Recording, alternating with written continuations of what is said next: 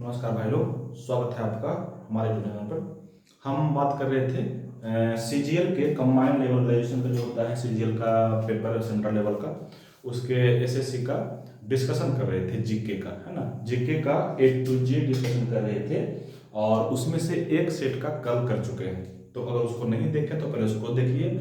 और आज करेंगे 2025 में जो सितंबर महीने में हो चुका है सीजीएल का एग्जाम, उसके 12 सितंबर 2025 के सेकेंड शिफ्ट का पेपर का रहेगा एनालिसिस। जीके का फुल डिस्कशन रहेगा, है ना, ध्यान रखेंगे। तो आइए शुरू करते हैं। ज़्यादा देर करेंगे नहीं, क्योंकि ज़्यादा टाइम किसी के पास होता नहीं है और ऐसे भी बकवास करने की आदत हमको है नहीं, है ना। तो बकवास नहीं करेंगे। जहाँ जहाँ पे लगेगा ट्रिक की हो सकता है वहाँ पे ट्रिक करेंगे। जहाँ जहाँ पे एक्सप्लेन, जहाँ जहाँ पे लगेगा थोड़ा इसको और एक्सप्लेन किया जाए तो इसको एक्सप्लेन करेंगे और बाकी बात आगे बढ़ेंगे। ठीक है, चलिए आइए देखते हैं। हाँ, ये क्वेश्चन कौन रहेगा? सितंबर 12 सितंबर 2025 के शिफ्ट 2 का क्वेश्चन रहेगा ये। ठीक है, देखिए क्वेश्चन नंबर फर्स्ट में है कि नीचे दिए गए कथनों को, अच्छा अभिकथन ए और कारण देखो। अभी जो एसएससी का पैटर्न थोड़ा चेंज किया गया है जीके का, उसमें एक अभिकथन दे रहा है और एक उसका कारण दे रहा है ना। तो दोनों को पढ़ना है और दोनों को जानते हैं तब इसका आंसर बनेगा। देखिए इसमें एक दे रहा है कथन कि अभिकथन ए और कारण आर के रूप में चिन्हित किया गया है और सही विकल्प को चिन्हित करना है। तो अभिकथन में दिया हुआ है हुमायूं का मकबरा मुगल वास्तुकला में एक मील का पत्थर माना जाता है। बिल्कुल करेक्ट बात है, बिल्कुल करेक्ट बात है। कैसे? तो हुमायूं का मकबरा जो है, याद रखेंगे, हुमायूं का मकबरा उसकी जो पत्नी थी हमीदा बानो बेगम, वो बनवाई थी, है ना। और याद रखेंगे हुमायूं का मकबरा को बोला जाता है भारत में मकबरा का मील का पत्थर। क्यों? इसलिए कि हुमायूं के मकबरा के तर्ज पर ही, उसके आधार पर ही बना था भारत में भी ताजमहल है, उसी के तर्ज पर बना था, इसलिए बोला जाता है हुमायूं के मकबरा को मील का पत्थर। ये बात करेक्ट है, ठीक है। और याद रखेंगे दूसरा स्टेटमेंट दिया हुआ है, यह भारत में मुगलों के अधीन निर्मित पहला उद्यान मकबरा था, जो बिल्कुल सही है। हाँ, जो हुमायूं का मकबरा है वो भारत का पहला उद्यान मकबरा है ना। और इसी को बोला जाता है जो जम्मू कश्मीर में बाबर द्वारा शुरू किया गया था, चार बाग मकबरा। तो वही चार बाग मकबरा बोलिए या तो उद्यान मकबरा बोलिए, वो था कौन? यही हुमायूं मकबरा। तो इसमें दोनों सही है, मतलब कि अभिकथन भी सही है और कारण जो उसका स्टेटमेंट का व्याख्या करता है दोनों सही है। तो इसका आंसर हो जाएगा कौन? ए। मतलब ए और आर दोनों सही है और उसका व्याख्या करता है ना। अगर बात करते हैं थोड़ा सा हुमायूं के बारे में, तो हुमायूं को थोड़ा जान लीजिए कि हुमायूं जो है बाबर का बेटा था। बाबर का चार बेटा, जो सबसे बड़ा था वो था हुमायूं, है ना। एक था हुमायूं, एक है कामरान, एक है हिंदल और एक है अस्करी। तो चार बेटा था और चारों को जब बाबर मर गया 1530 में, बाबर का डेथ हुआ था कहाँ पे? 1530 में। तो वहां से चारों को कुछ कुछ क्षेत्र बांट दिया गया था, है ना। जिसमें से राजगद्दी जो मिला है वो मिला है किसको? बड़ा बेटा को, हुमायूं को, है ना। दूसरा है कामरान। कामरान को मुख्य रूप से दिया गया था तीन क्षेत्र, एक दिया है कंधार, एक काबुल और एक पंजाब, है ना। ये तीन दिया गया था। एक अस्करी है, अस्करी को मिला है संभल, और जो हिंदाल है उसको मिला था अलवर। तो इस तरह से क्षेत्रों को बांट दिया गया था। तो ध्यान रखेंगे किसको किसको कौन मिला है। हालांकि बात करते हैं इस पर हुमायूं के बारे में, तो हुमायूं जो है, हुमायूं इसको कहा जाता है क्या कि हुमायूं अपने जीवन काल में ना है लड़खड़ाते ही रहा, लड़खड़ाते लड़खड़ाते इसका मृत्यु भी हो गया। कैसे? क्योंकि जिंदगी भर ये लड़ाई ही करते रह गया, कभी मतलब कि अच्छे से शासन कर नहीं पाया, है ना। तो ध्यान रखेंगे ये शासन किया है का 1530 से लेकर के 40 तक बोल सकते हैं, और फिर एक वर्ष के लिए आया था 1556 से 1555 से 56 तक, एक वर्ष, वहीं पे 56 में इसका डेथ हो गया था, मर गया था। अपने ही बनाया गया था एक भवन बनाया था, इसको बोलते हैं दिनपना भवन, और उसी के पुस्तकालय से गिर के, मतलब किसी पर से गिर के मर गया था। इसके बारे में कहा जाता है हुमायूं के बारे में कि सातों दिन 7 रंग के बनाता था कपड़ा, है ना। और ध्यान रखेंगे 3 दिन का चर्चा किया गया है इतिहास में। संडे, रविवार को पहनता था ये पीला कपड़ा, शनिवार को पहनता था काला कपड़ा और सोमवार को पहनता था सफेद कपड़ा, है ना। तो ध्यान रखेंगे सातों दिन 7 रंग के अलग अलग रंग के कपड़े पहनते थे। इसका अपना मानना था, है ना, ऐसा मानना था कि अलग अलग रंग के कपड़े पहना जाए। इसने अपने जीवन काल में 2 व्यक्ति से हमेशा संघर्ष किया है। जहाँ हुमायूं अपने जीवन काल में 2 व्यक्ति से हमेशा संघर्ष किया है। उसमें से एक नाम सबसे जो फेमस नाम है वो है शेर खान का, जिसको बोलते हैं शेरशाह सूरी। तो शेर खान से ये 2 युद्ध भी किया है ना। कौन कौन युद्ध? एक है, आप याद रखेंगे, चौसा का युद्ध। चौसा का युद्ध हुआ था 1539 ईस्वी में। इसी चौसा के युद्ध में जब हार गया हुमायूं, तो गंगा नदी में घोड़ा सहित कूद गया था, है ना। और जब वो मरने की स्थिति में हो गया, तब उसको एक आदमी था जो बचाया था, है ना। उस आदमी का नाम आप रखेंगे, उस आदमी को बोला नाम था भिश्ती। वही भिश्ती आदमी उसको बचाया था, तो हुमायूं उसको बनाया था 1 दिन के लिए बादशाह। तो बोला गया था उसको 1 दिन का बनाया था क्या, बादशाह। तो अभी उसी के तर्ज पर बकवास वो करता है क्या कि 1 दिन के राष्ट्रपति 1 दिन के लिए प्रधानमंत्री बन जाएगा तो क्या कर लेगा, 1 दिन के लिए राष्ट्रपति बन जाएगा तो क्या कर देगा। तो ये परंपरा जो चल रहा है 1 दिन के वाला, वो शुरू हुआ है वहीं से। कौन? हुमायूं बनाया था भिश्ती को 1 दिन का शासक बनाया था, है ना। वहां से ये घटना हुआ था, ये चौसा युद्ध हुआ था 1539 में। और 1540 ईस्वी में कौन लड़ाई हुआ था? शेरशाह सूरी से ही। इसको बोलते हैं बिलग्राम या कन्नौज का युद्ध। यहाँ से हुमायूं हार गया था और अपना प्रदेश छोड़ के भाग गया था कंधार और अफगानिस्तान की तरफ। फिर आया लौट के कहाँ पे? 1555 में आया था, और 55 में आया था दिनपरानगर, वहीं से गिर के मर गया। तो ध्यान रखेंगे 1540 में जब भागा तो 1541 में शादी किया था हमीदा बानो बेगम से। और वही हुमायूं और हमीदा बानो बेगम का बेटा जो बना भारत का 10वां शासक, जिसको बोलते हैं अकबर। तो उसी से 42 में 1542 में पैदा हुआ था कौन? अकबर, है ना। तो ऐसे ऐसे कुछ इसके बारे में कहानी था हुमायूं के बारे में। तो ये सब बात आप ध्यान में रखेंगे, याद रखेंगे, तो आप बड़ा मजा आएगा। मतलब कि इससे क्वेश्चन छूटना नहीं चाहिए। अगर इससे क्वेश्चन छूट जाएगा तो फिर जीने का मजा नहीं आएगा, है ना। तो ये था हुमायूं के बारे में। और अब आते हैं क्वेश्चन नंबर 2, मतलब क्वेश्चन नंबर 2। अरे जल्दी खुलता नहीं है ये।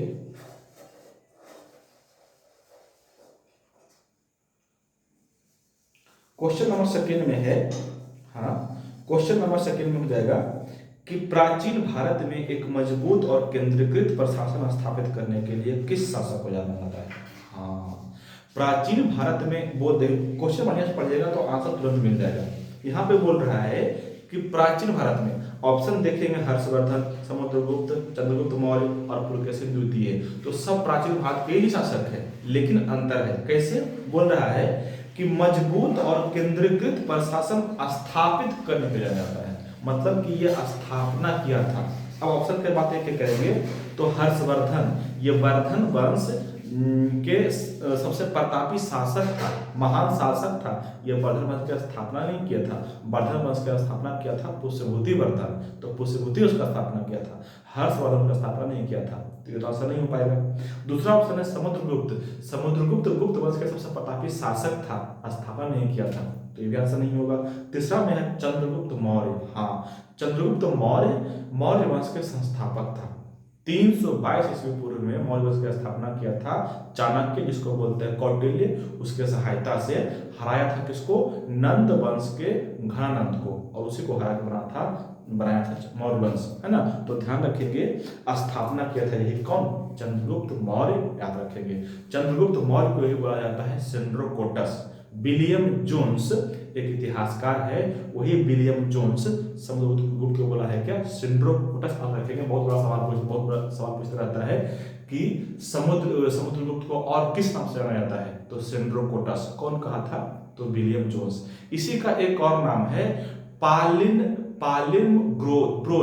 पालिम्ब्रोथ बात बोला जाता है किसको? इसी को, समुद्रगुप्त को। ये बोला था किसको? इसको स्ट्रैबो नाम के इतिहास का इसको हुआ था पालिम्ब्रोथ, याद रखेंगे, है ना। इसका मतलब पालिम्ब्रोथ का मतलब होता है पाटलिपुत्रक होता है, मतलब कि पाटलिपुत्र को जो बनाया है उसको बोलते हैं। और एक ऑप्शन देखिए है पुलकेशिन द्वितीय। तो पुलकेशिन द्वितीय तो चालुक्य वंश का शासक था, उसका स्थापना नहीं किया था। तो बाकी सब दिया हुआ है शासक प्रमुख शासक का स्थापना दिया हुआ एक चंद्रगुप्त मौर्य को। मतलब कि क्वेश्चन इजी ही था, हार्ड नहीं था, लेकिन चलिए ठीक है। क्वेश्चन नंबर 2 था ये। क्वेश्चन नंबर 3 में आते हैं, है कि निम्नलिखित में से कौन भारतीय शास्त्रीय संगीत की उत्पत्ति की सही व्याख्या करता है? शास्त्रीय संगीत के उत्पत्ति के सही व्याख्या करना चुनना है। तो कैसे हो जाएगा? शास्त्रीय संगीत की जो उत्पत्ति हुआ था ना, वो हुआ था प्राचीन राग से, और प्राचीन राग से विकसित हुआ था जाति। देखो अब जाति यहाँ पे बायोलॉजी वाला स्पेसिस जाति नहीं आएगा ना, तो यहाँ पे ब्राह्मण क्षत्रिय वैश्य इस जाति आएगा नहीं, जाति नहीं आएगा। जाति होता है जो राग का स्वर होता है ना, जिसे हम बोलते हैं सा रे गा मा, तो जो राग का स्वर होता है उसको कहते हैं जाति। तो सबसे पहले बना था राग का स्वर, उससे बना था जाति, और जाति से बना है राग।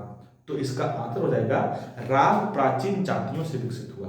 राग जो है किससे विकसित हुआ? प्राचीन जातियों से विकसित हुआ था, इसका आंसर हो जाएगा। क्वेश्चन नंबर 4 में है कि लंबी कूद के बारे में, अच्छा लंबी कूद के बारे में जानना आपको क्या क्या है। ऑप्शन 1 में दिया हुआ है कि एथलीट गति को अधिकतम करने के लिए रन अप के समय गति बढ़ाता है। सही बात है, जिसको लंबा कूदना है, लंबी कूद में क्या होता है? अधिक दूर तक डिस्टेंस पार करना है आपको, तो एथलीट क्या करेगा? बहुत दूर से गति करेगा, रन अप करेगा और गति को बढ़ाएगा, तो ये सही है। दूसरा ऑप्शन में दिया हुआ है कि अधिकतम लिफ्ट के लिए टेक ऑफ प्रमुख पैर से किया जाता है। हाँ, अगर उसको अधिकतम लिफ्ट करना है, अधिकतम ऊंचा कूदना है, तो क्या करेगा? जो उसका जो प्रमुख पैर है, जो सबसे मजबूत पैर है, उससे वो टेक ऑफ करेगा, उछलेगा। मतलब कि अगर कोई राइटर है, मतलब कि राइटी है, तो राइट पैर पर लाएगा और कूदेगा। कोई लेफ्टी है तो लेफ्टी पैर पर लाएगा और कूदेगा, ताकि उसको अधिकतम डिस्टेंस मिल सके, है ना। तो इसका आंसर जो हो जाएगा कौन? दोनों हो जाएगा इसका। ये तो क्वेश्चन था। क्वेश्चन नंबर 5 में है कि मैरी कॉम ने किस बॉक्सिंग प्रतियोगिता में अपना अंतिम अंतरराष्ट्रीय पदक, स्वर्ण पदक जीता? हाँ, अंतिम अंतरराष्ट्रीय स्वर्ण पदक जीता था ये प्रेसिडेंट्स कप ऑफ इंडोनेशिया में, जो हुआ था 2019 में प्रेसिडेंट्स कप ऑफ इंडोनेशिया में हुआ था। ये यहाँ पे था कौन? ये स्वर्ण पदक। आज रखेंगे मैरी कॉम कुल मिला के अभी तक जीता है 6 गो विश्व चैंपियनशिप और 1 जीता है ओलंपिक में स्वर्ण पदक, है ना। याद रखेंगे, है ना। तो यहां से ये question President's Cup Indonesia. Question number 6 में है कि 1773 का विनियमन अधिनियम, जिसको बोलते हैं रेगुलेटिंग एक्ट। हाँ, 1773 का रेगुलेटिंग एक्ट मुख्य रूप से किस क्षेत्र में प्रशासनिक सुधार लाया था? हाँ, 1773 का जो रेगुलेटिंग एक्ट शुरू किया गया था। अच्छा, 1773 का रेगुलेटिंग एक्ट लाया गया था भारत को रेगुलेट करने के लिए। इसमें क्या कहा गया था? इसमें कहा गया था जो बंगाल का गवर्नर था 1773 से पहले, जिसका नाम था सिर्फ रहेगा बंगाल का गवर्नर जनरल, अब वो बन गया पूरे भारत का गवर्नर जनरल। अच्छा, यहाँ पे जब हम बोल रहे हैं कि ये बन गया था पूरे भारत का गवर्नर जनरल, इसका ये मतलब नहीं कि पूरे भारत का गवर्नर नहीं, जिस भारत के जिस प्रांत में अंग्रेजी प्रेसिडेंसी था, वहां मतलब कि भारत में अंग्रेजी प्रेसिडेंसी का बन गया था गवर्नर जनरल, है ना, 1773 रेगुलेटिंग एक्ट के बाद। तो इसको ध्यान रखेंगे। मतलब ये लाया था कौन? ब्रिटेन में कंपनी का संविधान और भारत में क्षेत्रीय शासन को स्थापित करने के लिए इसको लाया गया था। रेगुलेटिंग एक्ट 1773 का प्रयोग किया गया था। क्वेश्चन नंबर 7 में है कि भारत की जल संधि हुआ है 2 मुख्य रूप से, जो ऑप्शन दिया हुआ है उसके अनुसार, है ना। एक हुआ है नंबर 1 में दिया हुआ है कि 1996 में नेपाल के साथ हस्ताक्षरित महाकाली संधि नदी विकास में सहयोग को बढ़ावा देती है। हाँ, सही बात है।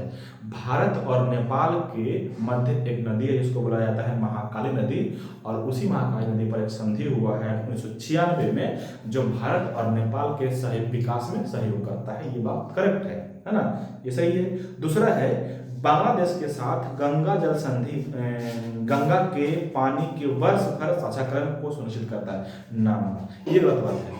गंगा जल के जो संधि किया गया है बांग्लादेश के साथ, आप रखेंगे गंगा जल पर पश्चिम बंगाल में एक बांध है जिसको बोला जाता है फरक्का बैराज। तो फरक्का बैराज पर एक संधि बनाया गया है भारत और बांग्लादेश के बीच, और इसमें कहा गया है कि बांग्लादेश को पानी मिलेगा सिर्फ सूखे के मौसम में, साल भर नहीं, सिर्फ सूखे के मौसम में। और यहाँ पर दिया है वर्ष भर पानी मिलेगा, जो गलत है। तो वर्ष भर पानी नहीं मिलेगा, सिर्फ सूखे के मौसम में मिलेगा। तो इसमें आंसर हो जाएगा कौन? इसमें आंसर सिर्फ एक सही है, 96 वाला नेपाल वाला, है ना, दूसरा सही नहीं है। क्वेश्चन नंबर 8 में है, हाँ ये कौन सा क्वेश्चन नंबर 7 ना, हाँ क्वेश्चन नंबर 8 में है कि खेलो इंडिया के SLKIC है ना। खेलो इंडिया के SLKIC घटक के तहत KVC साझेदारी के साथ कितने केंद्रीय विद्यालयों को अपनाया गया है? कितने केंद्रीय विद्यालयों को अपनाया गया है?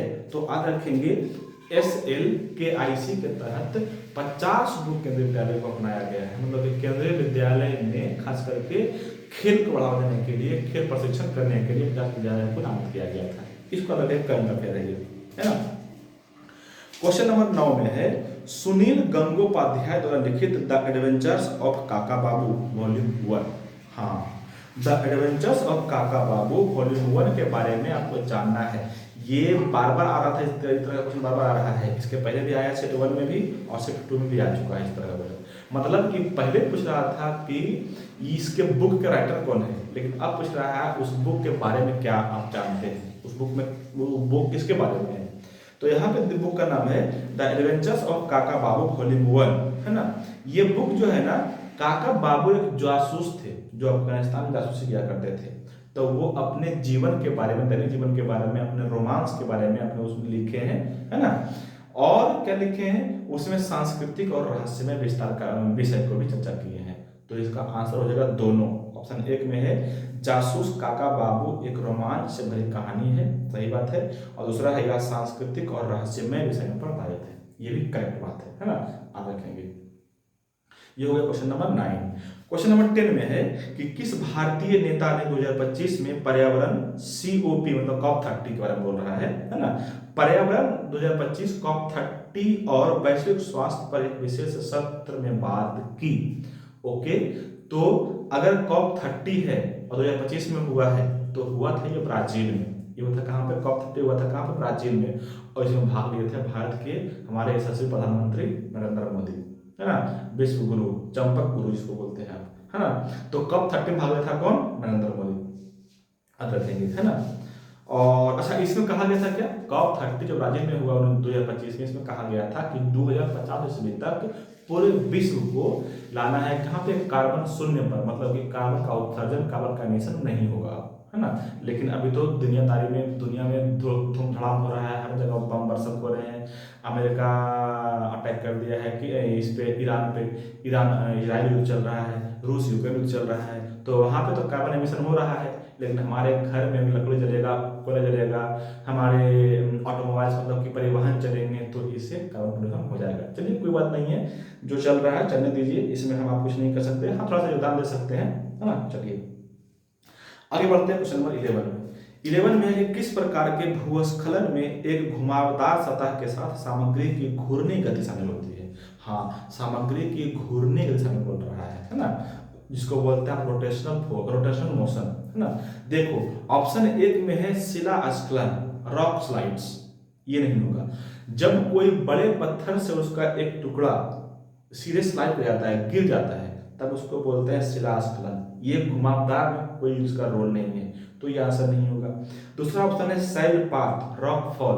रॉक फॉल में क्या होता है कि एकाएक ढलान वाला जमीन होता है, मतलब कि बहुत ढलान होता है और वहां से पत्थर जब गिरता है, बहुत सारे पत्थर गिरते हैं, तो उसको बोलते हैं रॉक फॉल। ये भी आंसर नहीं होगा, है ना।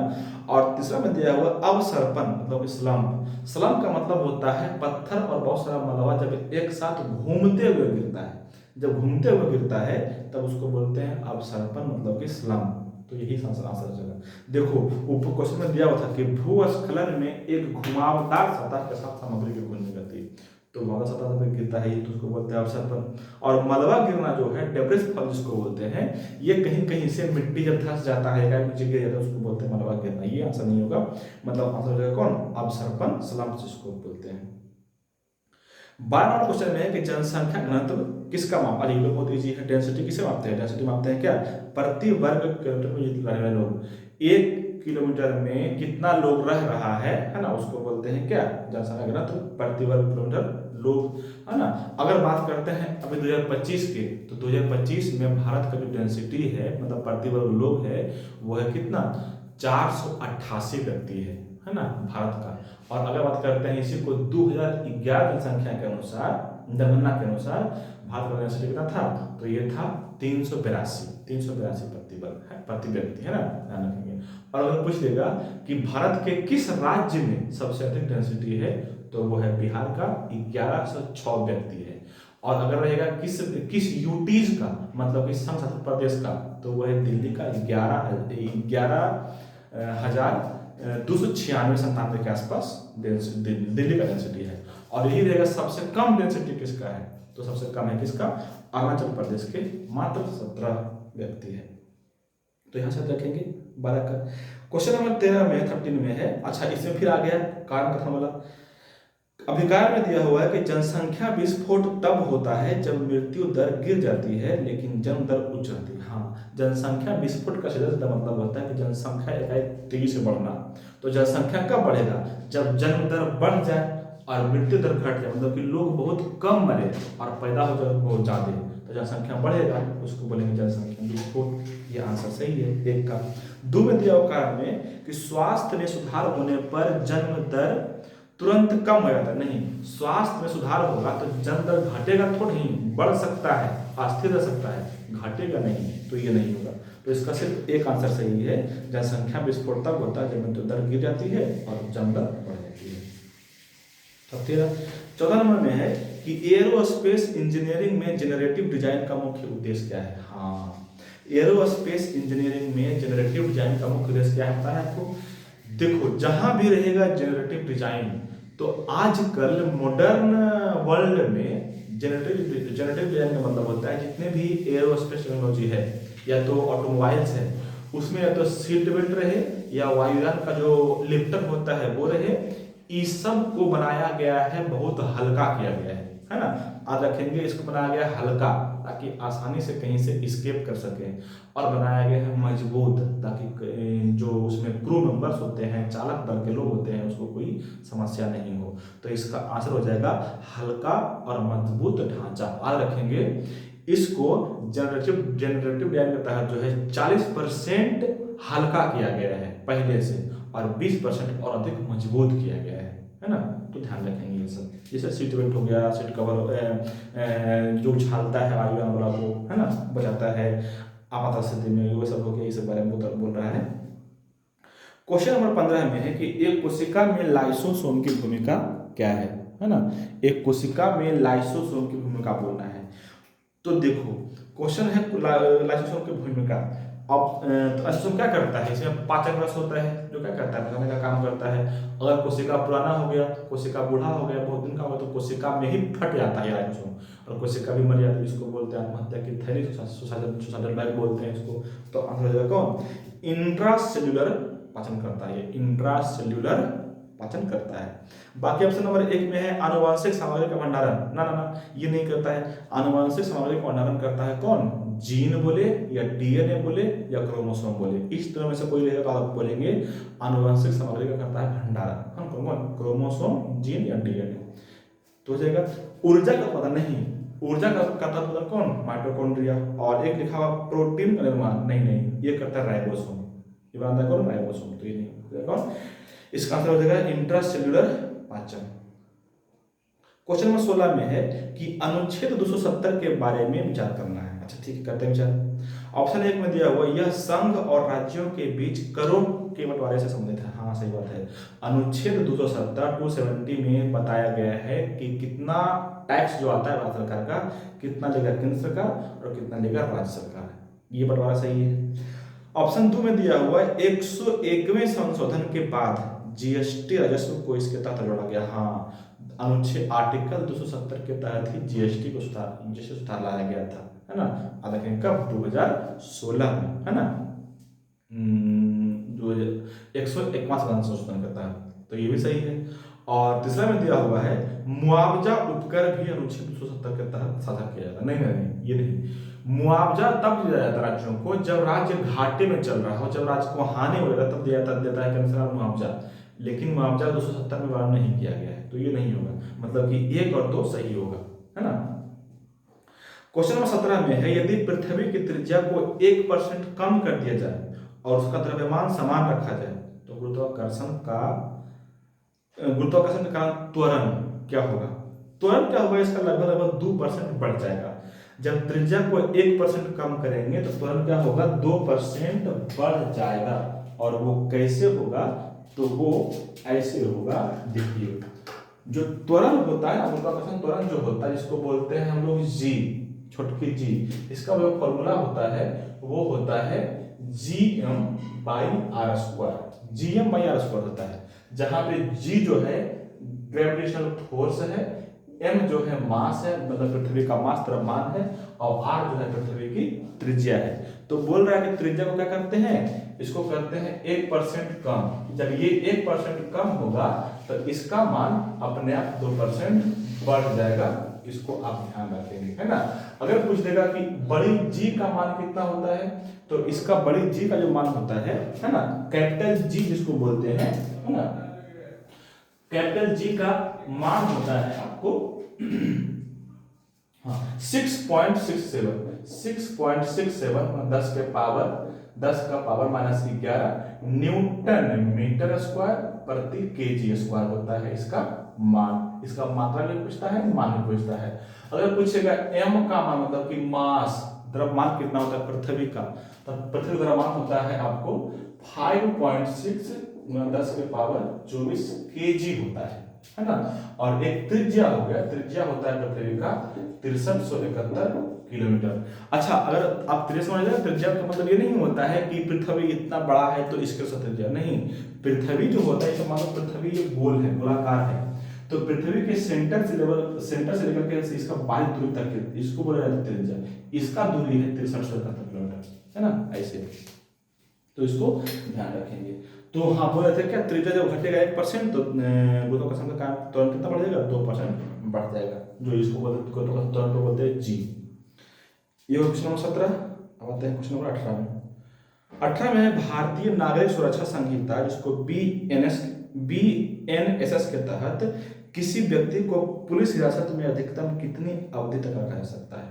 हाँ, BNSS के तहत अधिकतम रख सकते हैं किसी को 90 दिन, और कम से कम रख सकते हैं 60 दिन। देखो ये क्या होता है, आप पढ़ेंगे CRPC धारा, है ना, तो CRPC धारा 167 के 2 के तहत, CRPC धारा 267 के 2 के तहत अगर अपराध जघन्य है, अपराध खराब है ना, तो उसके लिए 90 दिन तक रखते हैं, और साधारण अपराध है तो उसके लिए रखते हैं 60 दिन। तो यहाँ पे बोल रहा है अधिकतम कितने दिन तक रखते हैं, तो अधिकतम रखेंगे 90 दिन तक, ठीक है।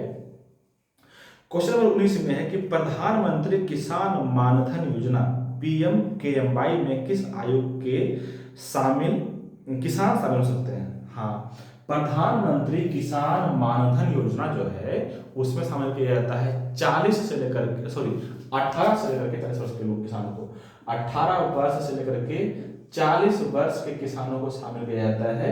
और इसे बोला गया, अच्छा ये शुरू किया गया था कब, ये शुरू किया गया था सितंबर 2019 का रखेंगे, है ना, शुरू किया गया था कब, प्रधानमंत्री किसान मानधन योजना शुरू किया गया था 2019 में। और इसमें कहा गया है कि जो किसान है 18 वर्ष का, वो जमा करेगा 55 रुपया प्रति महीना। वो जमा करेगा कितना, 55 रुपया प्रति महीना।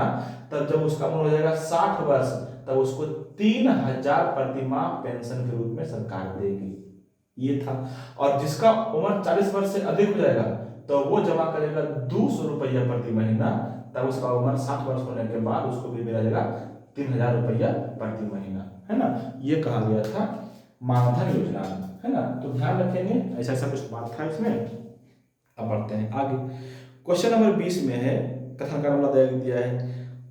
कथन में है कि क्षेत्रीय हवाई संपर्क को बढ़ावा देने के लिए उड़ान योजना शुरू किया गया है। सही बात है, क्षेत्रीय हवाई संपर्क बढ़ाने के लिए क्या किया गया, उड़ान योजना शुरू किया गया है, करेक्ट बात है। कारण में है कि इस योजना के तहत एयरलाइनों को व्यवहार्यता अंतर्निधि, मतलब कि विएबिलिटी गैप फंडिंग दी जाती है ना। तो इसका आंसर जो है दोनों सही है। हवाई क्षेत्र संपर्क बढ़ाने के लिए बढ़ावा दिया गया किस योजना को, उड़ान योजना को, और ये सही है। और इस योजना में एयरलाइन को विएबिलिटी गैप फंडिंग भी दिया जाता है केंद्र सरकार की ओर से। तो दोनों सही है, इसमें से दोनों हो जाएगा। क्वेश्चन नंबर नेक्स्ट में है, ऑक्सफोर्ड इकोनॉमिक्स द्वारा जारी, ऑक्सफोर्ड इकोनॉमिक्स जो है ना, जारी करता है एक रैंक। जारी करता है क्या, एक रैंक। और जारी करता है मुख्य रूप से 5 चीज देखता है ना। ये देखता है कितना चीज, 5 चीज याद रखेंगे। एक देखता है आर्थिक शक्ति, किसी शहर का, किसी सिटी का आर्थिक शक्ति कितना है ना। दूसरा देखता है नवाचार, दूसरा देता है क्या, नवाचार, है ना। फिर इसको बोलते हैं इनोवेशन, है ना, 2 हो गया। तीसरा में याद रखेंगे, देखते तो बुनियादी ढांचा, इंफ्रास्ट्रक्चर जिसको बोलते हैं, है ना। तो 3 हो गया, एक बोले हैं आर्थिक शक्ति, दूसरा बोले हैं नवाचार, तीसरा बोले हैं बुनियादी ढांचा। चौथा देखता है ये शहर में जीवन के क्वालिटी, गुणवत्ता, शहर में रह रहे लोगों की गुणवत्ता देखता है ना। और फिर देखता है एक संस्कृति। ये सब पांचों चीज जिस शहर का सबसे बढ़िया और जिस शहर का सबसे बेस्ट होता है उसको रैंक 1 दिया जाता है। तो यही पूछ रहा है कि ऑक्सफोर्ड इकोनॉमिक जारी और रैंक जारी किया गया है, उसमें शीर्ष में कौन सा शहर है।